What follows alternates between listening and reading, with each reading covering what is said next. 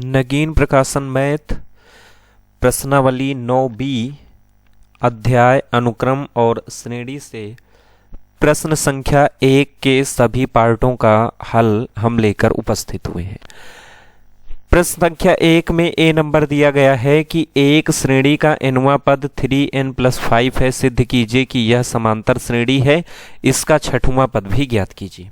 देखिए, इसके लिए हमारे लिए फॉर्मूला होता है nवां पद ज्ञात करने के लिए, वो होता है tn बराबर a प्लस n-1d। ये होता है हमारे nवां पद के लिए फॉर्मूला। लेकिन इसका प्रयोग कब करेंगे? जब हमें a और d के मान पता हो। यहाँ पे हमें ना a का मान पता है ना d का मान पता है। तो सबसे पहले हम n बराबर 1, n बराबर 2, n बराबर 3 मान के इस श्रेणी को निकाल लेते हैं। तो a नंबर का हल मैं इधर कर रहा हूं। दिया गया है nवां पद, तो t1 बराबर, तो जहां पे n होगा वहां पे हम लोग कितना रख देंगे? n रख देंगे। तो t1 बराबर कितना आ गया 8 आ गया। इसी तरीके से t2 बराबर, अब जहां पे n होगा वहां पे हम लोग कितना रख देंगे? 2 रख देंगे। तो ये कितना आ गया?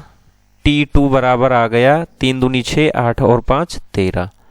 इसी तरीके से t3 निकालेंगे। t3 बराबर आ जाएगा 3 × 3 + 5, 3 तिया 9 और 3 दूनी 6, 5 11 होना चाहिए। ये गड़बड़ कर रहा। 3 तिया 9 और 5 14। तो t3 बराबर कितना आ गया? 14 आ गया। तो 8 3 11 3 14। तो हमारी जो सीरीज बन रही है, श्रेणी जो बन रही है, वो कौन सी है? श्रेणी है 8 11 14। इसके बाद में फिर 3 3 का अंतर सब में चल रहा है, तो अगला कौन सा आ जाएगा? 17। इसी तरीके से ये हमारी श्रेणी हो गई। तो हमें सिद्ध करना है ये समांतर श्रेणी है। तो यहां पे लिखेंगे सर्वांतर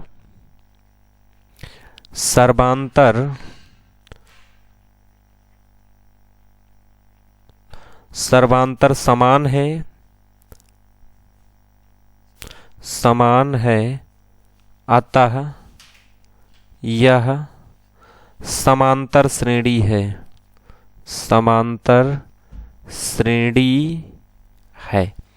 तो ये हमारा हो गया पहला सिद्ध करने वाला पार्ट। अब हमें इसी में छठवां पद निकालना है। तो छठवें पद के लिए हम ये वाला फॉर्मूला लगा देंगे। तो ये हो जाएगा t6 बराबर, a का मान यहां से देखेंगे, a कितना है? 8 है। 8 प्लस n पे कितना लिख देंगे? 6 -1 और d कितना लिख देंगे? d के लिए हम निकालते हैं, फॉर्मूला होता है d बराबर t2 - t1। तो d बराबर t2 कितना है? 11 - 8। तो d बराबर कितना है? 3। तो d का मान कितना रख देंगे? 3 रख देंगे। तो ये आएगा t6 बराबर, यहाँ पे आ जाएगा 8 और प्लस में ये बचेगा 5, 8 और ये बचेगा 5, 5 तिया 15। तो t6 का मान कितना आ जाएगा? 23 आ जाएगा। और यही हमारा आंसर हो जाएगा। छठवां पद हमसे पूछा गया था। तो इस तरीके से पहले पार्ट का आंसर हो गया। अब हम लोग बढ़ते हैं इसी के बी नंबर पार्ट पे। देखते हैं बी को कैसे लगाएंगे। बी नंबर में दिया गया है एक श्रेणी का nवां पद 3 - 4n है। तो सिद्ध कीजिए यह समांतर श्रेणी है। इसका सर्वांतर भी ज्ञात कीजिए। तो पहले हम सिद्ध कर देते हैं यह समांतर श्रेणी है। तो tn बराबर 3 - 4n, n बराबर पहले 1 लेते हैं। तो 3 - 4 × 1, तो t1 बराबर कितना आ जाएगा? -1। फिर n बराबर 2 लेते हैं। तो t2 बराबर 3 - 4 × 2। तो t2 बराबर आ जाएगा कितना? 4 दूनी 8, 8 से 3 कम हुआ तो कितना बचेगा? -5 बचेगा। फिर t3 बराबर लेते हैं। तो 3 तिया 9, नहीं ये गड़बड़ कर रहे हैं। 3 माइनस, ये क्या गड़बड़ कर दी? 1 मिनट, यहाँ से ये हो गया, यहाँ ये सही था, यहाँ से गड़बड़ हो गया। T2 T2 बराबर 3 माइनस 4 इंटू 2, ठीक।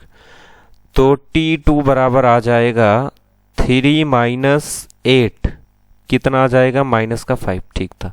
अब T3 लेते हैं, T3 बराबर 3 माइनस 4 इंटू 3, तो T3 बराबर कितना आ जाएगा, 3 माइनस 12, तो ये कितना आ जाएगा, माइनस का 8 आ जाएगा।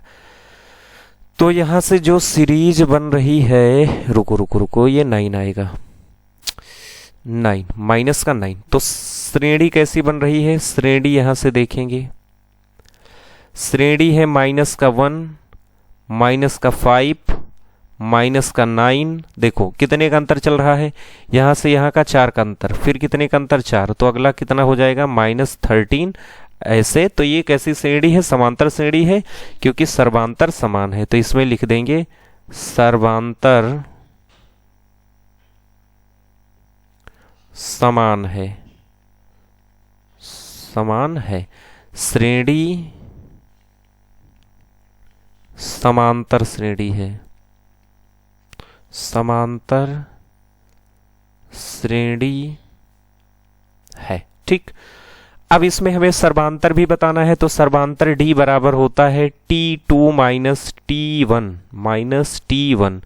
तो D बराबर T2 मान कितना है, माइनस का 5 और प्लस का 1, तो D का मान कितना आएगा, D बराबर आएगा माइनस का 4। तो ये हमारा इसका आंसर हो जाएगा। तो इस तरीके से B पार्ट का सोल्यूशन हमने कर लिया। आइए C पार्ट के क्वेश्चन को हम लोग सिद्ध करते हैं। चलिए तो C पार्ट पे बढ़ते हैं। C नंबर में दिया है श्रेणी का nवां पद n स्क्वायर माइनस 1 प्लस 1 है, तो सिद्ध कीजिए कि समांतर श्रेणी नहीं है। तो इसमें हम लोग लगाएंगे Tn बराबर n square minus n plus में 1, पहले T बराबर रखते हैं 1, n बराबर 1, तो 1 का स्क्वायर माइनस 1 प्लस 1, तो T1 का मान कितना आ जाएगा, 1 आ जाएगा। अब T2 निकालते हैं, तो T2 इधर मैं निकाल देता हूं, T2 बराबर 2 का स्क्वायर माइनस 2 प्लस 1, तो T2 कितना आ जाएगा, 4 माइनस 2 प्लस 1, तो T2 का भी मान कितना आ जाएगा, यहां से आ जाएगा, ये हो जाएगा 2 और 1 3, T2 आ जाएगा 3। इसी तरीके से T3 देखते हैं, तो 3 का स्क्वायर माइनस 3 प्लस 1, तो T3 का मान कितना आ जाएगा, 9 माइनस 3 प्लस 1, T3 कितना आ गया, ये आ जाएगा 10, 9 और 1 10, 10 से 3 निकल गया 7। T4 बराबर आएगा 4 का स्क्वायर माइनस 4 प्लस 1, ये आएगा 16 माइनस 4 प्लस में 1, और ये आएगा 13। अब यहां से इनके मान देखिए, जो श्रेणी हमें मिली है वो श्रेणी हमें कितनी मिली है, श्रेणी का मान है यहां पे देखिए 1 है, श्रेणी का मान 1 3 7, तो यहां से हम लोग लिख सकते हैं श्रेणी बराबर 1 3 7 13। अब देखिए अंतर, देखिए यहां से 2 का अंतर, यहां 4 का अंतर, यहां 6 का अंतर, तो मतलब सर्वांतर समान नहीं है, तो श्रेणी समांतर श्रेणी नहीं है। तो यहां पे लिखेंगे सर्वांतर समान नहीं है, समान नहीं है, अतः श्रेणी समांतर श्रेणी नहीं है, समांतर श्रेणी नहीं है। और यही हमें इसमें सिद्ध करना था, तो ये समांतर श्रेणी नहीं है। तो इस तरीके से इस पार्ट में फिलहाल इतना ही, मिलेंगे अगले वीडियो में। Thank you.